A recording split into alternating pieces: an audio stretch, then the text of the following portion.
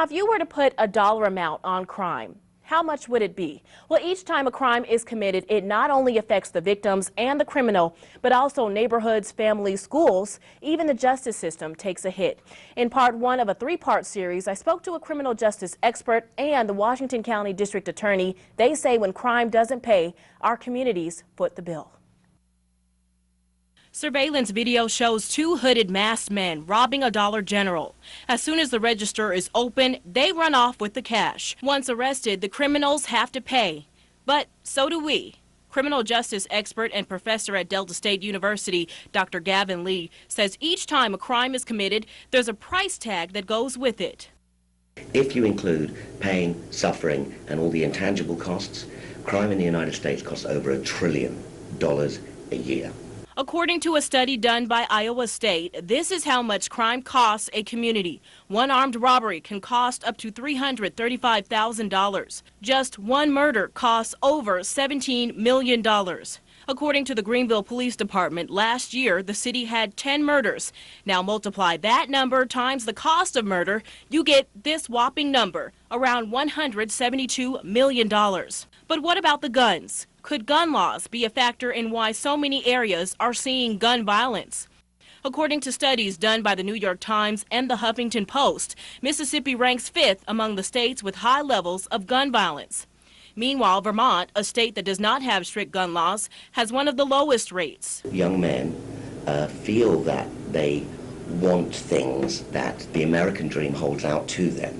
And when they can't get them and see other people who have engaged in illegal behavior having certain things, there is a degree of desiring to do those, and legitimate opportunities to gain those things are blocked. And then there's the issue of social inequality. The neighborhood is poorer, so the property taxes are lower, the schools are less good, unfortunately. I spoke to Washington County District Attorney Dwayne Richardson. He told me he's faced several of the criminals who committed these armed robberies. They're either misguided or they committed the crimes just to get a quick buck.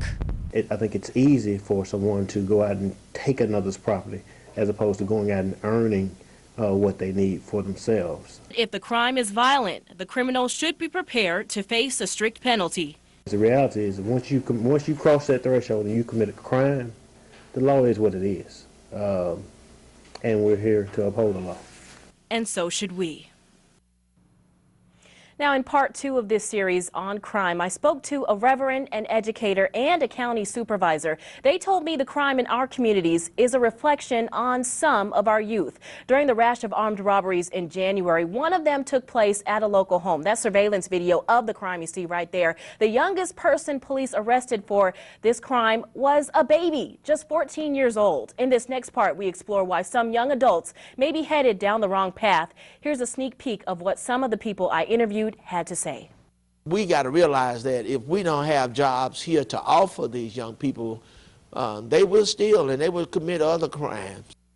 We got to stop making excuses on why our kids are doing what they're doing and start saying, okay, enough is enough. If you take education out of the equation, then everything begins to deteriorate. And you can catch part two and part one of this series coming up on your Delta News at 6. Back to more local news. LaFleur County is installing